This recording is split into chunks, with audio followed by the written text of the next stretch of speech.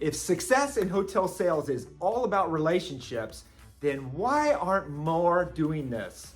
Defaulting to rates, dates, and spaces mode. Personal branding can help sellers stand out in a crowded marketplace, attracting and building trust with like-minded buyers. I spoke with keynote speaker, belongologist, and champion of cultural cohesion, Shelley Brown. If you sell in the hospitality space, then you're gonna wanna check this out. Let's go. Shelley, thank you so much for joining me on the InnSync show. How are you doing? I am amazingly well, Cory. Thanks for asking. How are you? I'm doing fantastic. I am so excited that I saw that fire post from you and Dawn Barnett, another amazing colleague of ours. Love that funky photos, something you typically don't see in a feed of LinkedIn, which really caught my attention and prompted me to reach out to you so we could talk about why personal branding is so misunderstood, but it's a sales game changer for hotel salespeople. So welcome to the show. Thanks for having me. I'm so excited to be here. We have downtown Shelley Brown. She is an international award-winning keynote speaker, chief belongologist, champion of cultural cohesion, and she's a certified woman business owner. So welcome, Shelley. Thank you very much. I'm going to get right at it, and I'm going to ask you, there's thousands of amazing venues throughout the world that groups can choose to have their event at. Many hotel sales people are going through the motions of rates, dates, and spaces, discounting themselves as true value of this whole process. So how can sellers stand out as the choice in a crowded marketplace? That is such a great question. Why should hotel sellers build a personal brand anyways, Shelley? Because I don't care what anybody says, the thing that has not changed is that people buy from people they like. That's first and foremost. And with all the different choices, we need to stand out. We need to build relationships. It's still about relationships. And I think it's always been about relationships and the product, but you are the ambassador of the product. You're the face of the product. And being who you authentically are is what attracts people to us. I don't mean being all of who we are, like not your IKEA self, but who are you? What do you care about? What makes you laugh? What makes you happy? What makes you feel interested? Because people connect with that. And I remember years ago when I worked at a hotel, I had carte blanche to be the most me I could be. And I decided that I really wanted to stand out, especially when clients were, or prospects were calling me up initially back in the day when people actually called hotels. And I decided that I would sing my outgoing voicemail message. Nice. So every week I would take a song and change the lyrics for my hotel. Do you want to hear one? Yeah, absolutely. Let it roll. This is a throwback 80s number. You may recognize it. Oh, absolutely. You can book if you want to. You can book us all the time. And if you don't look, at least if you don't book, at least take a look. You'll still be a friend of mine. That was like safety dance. Oh, absolutely. Men without hats. Book, everybody, book at my hotel. Anyway. That is awesome. I recorded it every week, changed the song, and I had groupies. And even my senior executives would call every week to listen to the voicemail. And you know what? People booked with me. And I have to say, it was because of that first voicemail. And of course, I had a great product, but they liked me. They liked the brand of me. Because you're interesting and a little bit weird, right?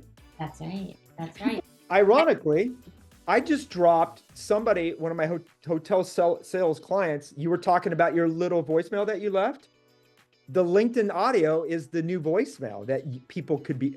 Yeah, right. All right. Yeah. I think that there's just such a such a confusion with putting yourself out there on social media and having that be the only way that you're branding. And we talked about this the other day. I think social media and having your brand and being really knowing what your brand and what you stand for as a human being. Like my brand is belonging. My brand is authenticity. My brand is weird, which means of strange or of extraordinary character, odd or fantastic. And we're all weird, just different weird. So everything I do, and I'm in sales, I have to sell myself. I'm a speaker. And yeah, when I get on stage, I get referrals, but I'm always making sure that everything I do is tied to my brand. And my brand is me. My brand is my values. My brand is the things that really matter to me. So even if you're a hotel salesperson, what are your values? What do you care about? Because you know what? If you share about that and not just your rates and dates and availability, you're going to attract people who care about those same things and make that connection with people. Absolutely. And when you connect with people on that level, and it's not rates, dates, and spaces, pricing becomes less of an issue, right? Exactly. Love that. Yeah. I'm not sure you knew this, Shelley, but I was on the creative side. I was an art director. I don't know if we had a conversation about that, but I used to be on the art side. And the word branding in hospitality, to some leaders in the industry, it was a dirty word. I think there's a lot of misunderstanding that big agencies charge big fees for this branding book that then gets put on the shelf collecting dust, and it doesn't lead to tangible revenue.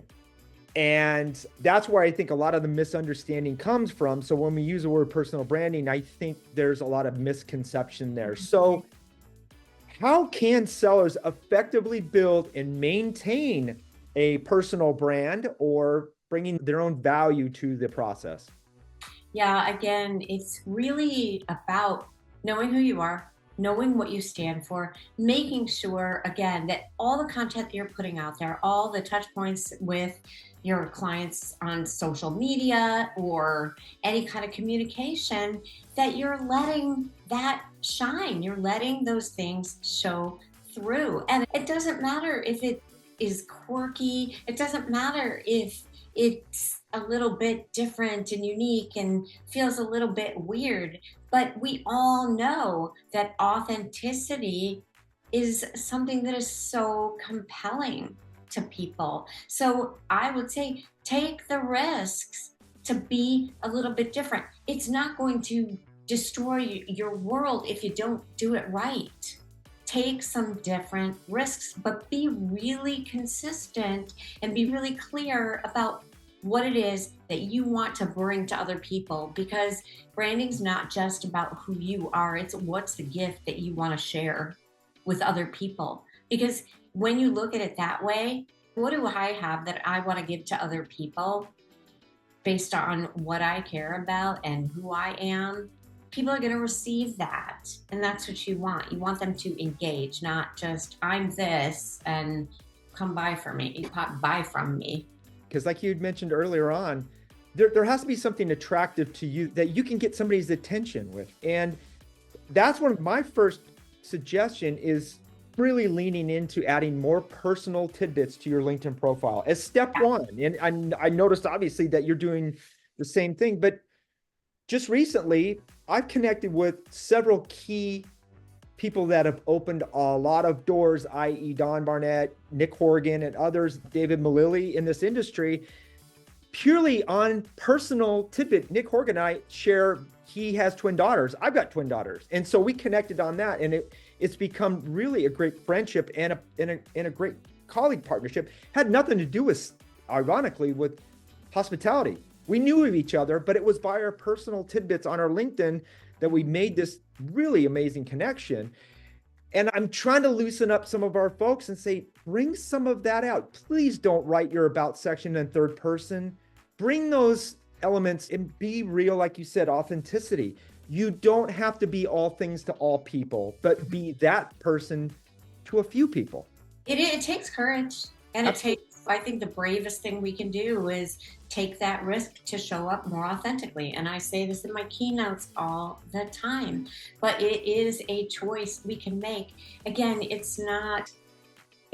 sometimes it's iterations. Like our first pass at doing something that feels a little bit out of our comfort zone is the first iteration. And the more we see that people are responding to it, the more comfortable we'll get. I mean, I used to be one person on Facebook, one person on LinkedIn, one person on Instagram. I wrote a book called Weird Girl Adventures. I was afraid to promote it on LinkedIn because I was afraid people would say this person doesn't have business acumen if she writes this book called Weird Girl Adventures.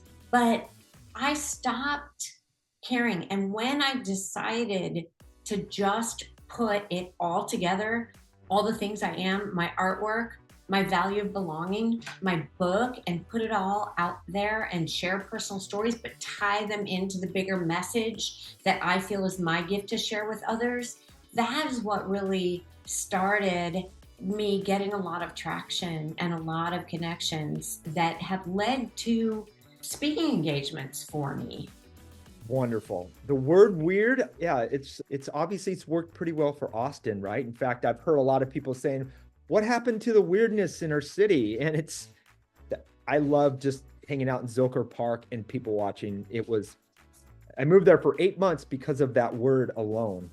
And again, it's not it for everyone, but what an identity that city created. It is everybody because we're all weird. We're all odd, that's yep. And extraordinary. So right, and it's relevant. Is it relevant? Is that the term? Because one person's weirdness could be, like you said, you were naming your pets after particular politicians, and that might seem weird, but others are like, that's vanilla. That's easy. What I think is weird is I will do something could get the authorities at my house type of weird. So yes, I love that.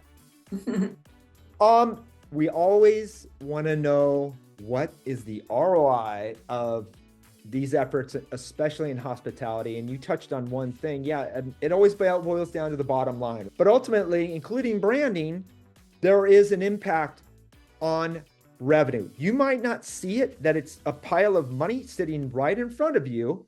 But ultimately, if you've got a strong brand and you're attracting the right people and you're gravitating and it will get that cash register to ring. It's like going to the gym. It's not going to take 2 or 3 times. It takes a while. You may not see tangible results, but somebody that starts in 30 days and doesn't see the results that they were expecting, how can you rate your performance for a seller moving forward on personal branding?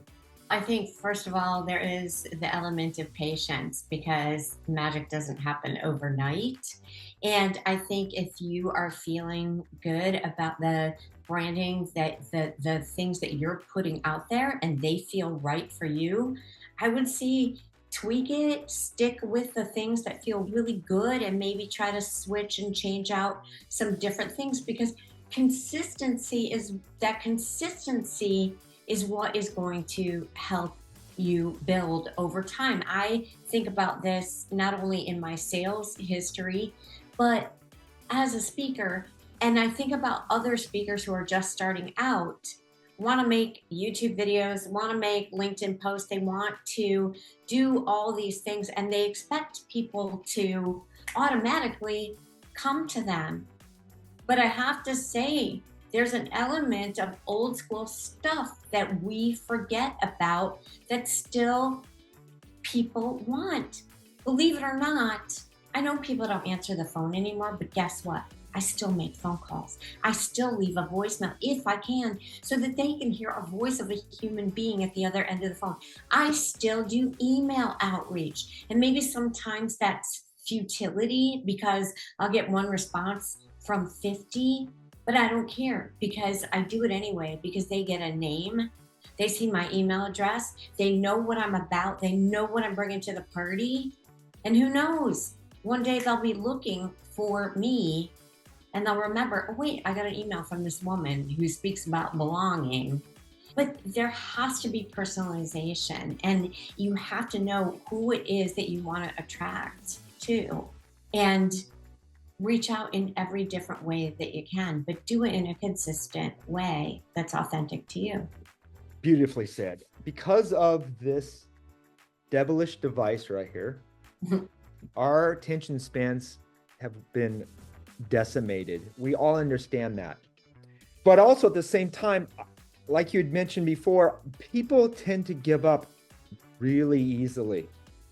So I see these two dynamics really playing a part because it takes so much more now to break through, get someone's attention, begin to start building that trust in their relationship, and them bailing out pretty easily. Do you see that dynamic as a challenge? And maybe that's one of the reasons why people tend to just throw in the towel if they just kept at it and maybe made it a little bit fun, so to speak. I think that's the why it's I definitely agree. I think if you're having fun, for me, like when I post content, I don't expect anything. Yeah. Whatever you get is a gift. Yes. Because I love putting stuff out into the world. I love creating content. Not everybody does, Right. but I love it because it's authentic to me and it is on brand for what I want to share. So I love doing it. And I think that if you do tap into those things that make you and take some of those personal elements, put them out there, you're going to enjoy the process and not have this massive expectation about what's going to happen. And when you're letting yourself be creative and not in somebody else's narrative of what they say you should be doing and what you shouldn't be doing, then you're going to have so much more freedom of choice. And it's going to make you feel like, I'm doing this. I'm going to stick to this. I'm going to make sure you commit. I love that. I heard this multiple times when you become a creator. And I'm the same with you. I like an outlet now because I don't do as much design work that I used to do. But if you switch your mindset from sales and new business development to teacher, don't expect anything. Expect that you're bringing your knowledge and maybe sharing it with somebody that could really use guidance and advice. And if you come at it that way, expecting nothing in return, and I think a lot of people get on LinkedIn. I've got several people that engage with my posts all the time that are really funny. And her name's Jean. She comments on my posts all the time. She's hilarious. I know Jean. She follows me too. Okay, she's hilarious. I haven't seen her posts, but her outlets from commenting. And I think it's another thing is people think that they have to create content, and it's not. Just jump in a conversation, have fun. Don't be salesy. Just pretend like you're showing up in an in-person event. Shelley, how's it going? How you been? Have fun. That's how you meet people. And I don't know if it's the digital wall that we've got up. I don't understand why people can't let themselves just engage with people and not expect the cash to roll in. It's a great point because some days I say, you know what? I'm going to go on LinkedIn and I am just going to love on people's stuff. Awesome. And I look through to see where, something I love, and I will comment in my own weird way. I saw something from Ed Bastian from Delta Airlines, who I never met in my life, but I really appreciate his leadership values. And I wrote, he is the Dave Grohl of the airline world. Nice. And people, because I felt that, and people liked my comment, and I commented on him. But some days, all I want to do is just make people feel good and engage with their content. We're humans, and if you look at what you do as giving a gift to other people or teaching other people, or if you look at what you do engaging with people's content because it resonates with you, then give them the gift and acknowledge them and say something. That's so amazing. When you do things like that and you can tell people really liked your comment, do you notice people come check your profile? Oh, yeah. And I will tell you something. I don't care. And I think I told you this the other day. Anybody who reaches out to connect with me, or even if I reach out to connect with them and they connect back, I look at their profile. I read their about section. I look through their work history. I look at what they posted or commented on. I don't spend a lot of time, but I write a very personal message to them. I love your about section. I particularly like this. I appreciate the post that you comment on because it really shows that you value A, B, and C. And you know what? Almost 90% of the time, I can see that people looked and they were like, what in the weird is this person doing? And I do it really altruistically because I mean it. Because my jam is I want people to feel seen, heard, and known. That's my value. So my being on brand is I'm going to comment on what I see when you connect with me. And then sometimes people will respond back like, oh my gosh, wow, that made my day. So I really encourage salespeople, when people connect with you on LinkedIn or you reach out and they connect back, do something personal, regardless of whether they respond back. Exactly. If salespeople really understood the value of a LinkedIn connection over just another email address, because an email address is probably going to be bad in 3 months when their prospect leaves. Once you write that thoughtful, I do the same thing, by the way. Unless you're Heidi Klum, I'm not going to accept your blind request. And it's very rare that somebody sends anything as personalized or as thoughtful, thought-provoking as you do, but it's so uncare of it. It stands out. It's, oh my God, of course I'm going to connect with you. You sound amazing. And I can only venture, I'm going to learn so much. I'm going to be entertained from you. I can't even connect what a dollar of you're going to bring to my community because we had that one connection. If hotel salespeople understood the value of just one connection, like I have with Dawn, with Nick, and now with you, it's unbelievable. Incredible. You wouldn't diss somebody at a party. You wouldn't be like, hi, I'm Cory. And I'd be like, Right. This is for networking. LinkedIn is for networking. Absolutely. Not just a glorified job posting board, right? No. So much misunderstanding there. This has been a fantastic conversation. I want to make sure we have enough for another follow-up because I'd love to have another talk with you. So I do want to ask you this. Tell me your thoughts, good, bad, ugly, of AI on what we're just talking about right now. Oh gosh, it's so funny because I typed in the other day, like, who is Shelley Brown? And it gave me something that just wasn't who I am at all. I use ChatGPT sometimes to try to make my writing a little bit better, but I would never have, oh my God, I just had a funny thought. ChatGPT is the new Napster. That's awesome. You would just pirate music? Absolutely. I was on LimeWire, but same Right. concept. Yes. Pirating content in a lot of ways. If you're using it to try to write something, it's not going to sound like you. I don't even use people to market me because they don't know how to sound like me. And it's really important for me to sound like me. And I don't think AI sounds like me at all. I agree with you. I think we need to talk about appropriate and sensible AI use because unfortunately, this is how the hospitality industry works. They're so far beyond on technology. As soon as something comes along, and then they go all in, including sales outreach. And I'm like, don't do any of that. Please, for the love of God, do not use AI to do your outbound cold outreach. It's about building relationships. You got one opportunity to make a first impression. You're going to blow that right out of the gate. Not worth it. Well, a lot of people, because I think that there's a lot of things happening with the pressure of KPIs and metrics and goals and data. It's a quick fix. And it's just like when Salesforce, when you'd have all these templates to use, and they sounded really canned and crummy.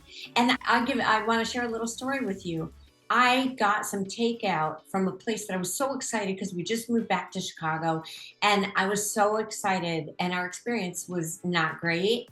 And I wrote a note just explaining about my experience to share, this is what happened, not anything egregious. I got Uh-huh. back like a 3-paragraph response that I know was written by AI. It Oh was boy. so over the top. It was so like, oh my gosh, we're going to find out who did this. Like it was an FBI investigation about my poor thing. It just is not, it's not going to sound authentic. And see, I don't think a lot of people realize the damage they're doing too, because now you're like, I would rather have you not said anything. And now I'm going to use a similar experience with a hotel salesperson. They send cold outreach with the same, these people know it's AI written. Now the walls come up and you've blown your opportunity to connect with that person authentically. Checkbox off on the sales tasks, right? It comes from above. Right. Because you have a certain metric that you got to hit to send all these different emails out. My suggestion is compose an email that feels like you, that feels good, and you can make that your template. But don't try to Sure. get AI to sound and feel like it's authentically coming from you. Completely agree. Absolutely. You can compose something and put it in and make it better, but Yeah. And I think, again, I think it's being appropriate, but I guess Google is now doing prompted reviews. Like it's all watered down now. I think people got to be really careful about the usability of that. Absolutely has its place. So Shelley, before I go, where can people find you and what are you up to right now, by the way? thanks for asking. So I am very active on LinkedIn. You can find me at Downtown Shelley Brown, EY, or Shelley Brown, SHLEY.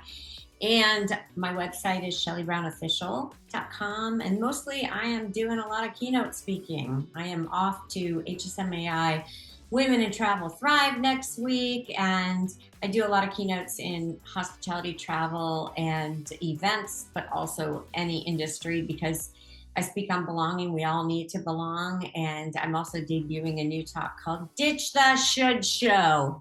Nice. Love that. Yeah. Fantastic. Love to partner on your events. I can't wait to meet you in person, by the way. It would be awesome for us to connect. Love to have you come out here for HSMAI San Diego. I didn't know if you knew I'm the president of that chapter. Yeah. So thank you so much for joining us. And I can't wait to have you on for another conversation. Thank you, Cory. I can't wait to come back.